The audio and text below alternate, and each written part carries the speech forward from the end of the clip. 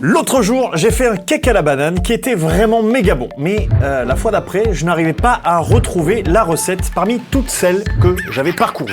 Et là, vous êtes certainement en train de vous demander, mais qu'est-ce qu'il me raconte avec ses recettes, lui? Eh ben lui, il vous parle de ça parce que maintenant, j'ai la fonctionnalité retrouvée, ou Recall en anglais, et j'ai juste à cliquer ici, à parcourir les différentes captures d'écran qui ont été faites pour retrouver le moment où j'ai affiché la recette, et bim! Concrètement, ce que Recall fait, c'est qu'il prend en photo votre écran de manière régulière et vous pouvez retrouver toutes ces captures au sein de l'application, rangées de manière chronologique.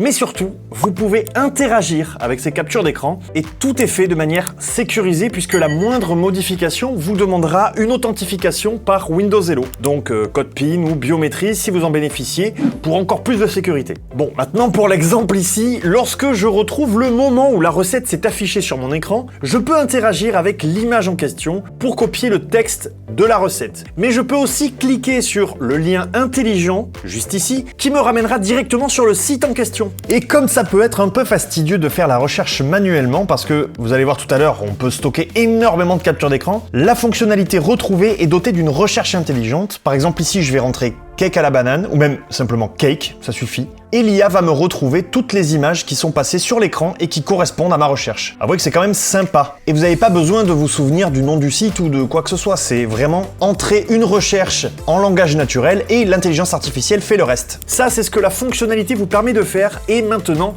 on va voir comment l'activer, la désactiver, gérer l'espace disque alloué à ces captures d'écran, filtrer les différentes applications pour lesquelles vous ne voulez pas de capture d'écran justement. Bref, on va voir tous ces réglages en détail. Pour commencer, cliquez sur le logo de la fonctionnalité Retrouver, juste là, et cliquez ensuite sur Plus de paramètres. Si la fonctionnalité n'est pas encore activée, vous pouvez la retrouver, lol, en faisant le raccourci Windows plus I dans la partie Confidentialité et sécurité, puis dans Retrouver et Instantané. C'est à partir d'ici que vous allez pouvoir tout gérer. Déjà, activer ou désactiver la fonctionnalité, ça c'est la base.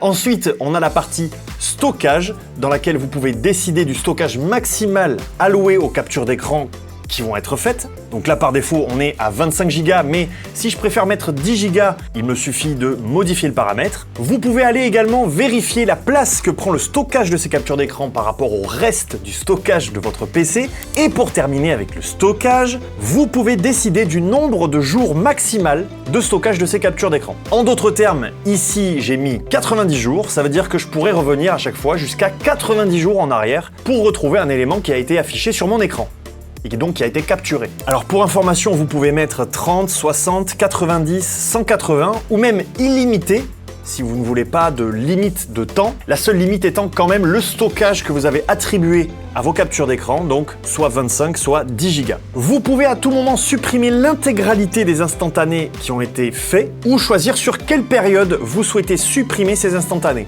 Vous avez le choix entre dans la dernière heure, les dernières 24 heures, les 7 derniers jours ou les 30 derniers jours. Ensuite, vous pouvez également filtrer les contenus sensibles. Ça peut être par exemple sur Outlook, un mail noté comme confidentiel, l'affichage des mots de passe, une navigation privée sur Internet ou les informations bancaires. Une fois que vous avez activé la fonctionnalité, ça se fait de manière automatique. Donc, je vous conseille quand même de l'activer, on n'est jamais trop prudent. Mais si vous voulez aussi ajouter des applications ou des sites web qui ne doivent pas apparaître sur ces captures d'écran, vous pouvez les ajouter juste en dessous. Dans tous les cas, dès qu'un contenu sensible est détecté, la fonctionnalité Retrouver se désactive automatiquement. Comme ça, pas de risque que les codes de votre carte apparaissent sur une capture ou autre. Si vous souhaitez garder une trace quand même de tous ces instantanés sur un SSD externe par exemple, vous pouvez aller dans les paramètres avancés et exporter les instantanés de manière sécurisée. Vous pouvez choisir d'exporter les 7 ou 30 derniers jours ou encore carrément l'intégralité de ces instantanés. Et cet export inclura les détails et les informations liées à chaque instantané. Donc c'est indiqué ici, par exemple l'heure, la date d'enregistrement, les informations associées à partir d'applications ouvertes, etc. Choisissez ensuite où vous voulez effectuer l'export et le tour est joué. Une petite mise en garde quand même, ne le faites que si vous êtes sûr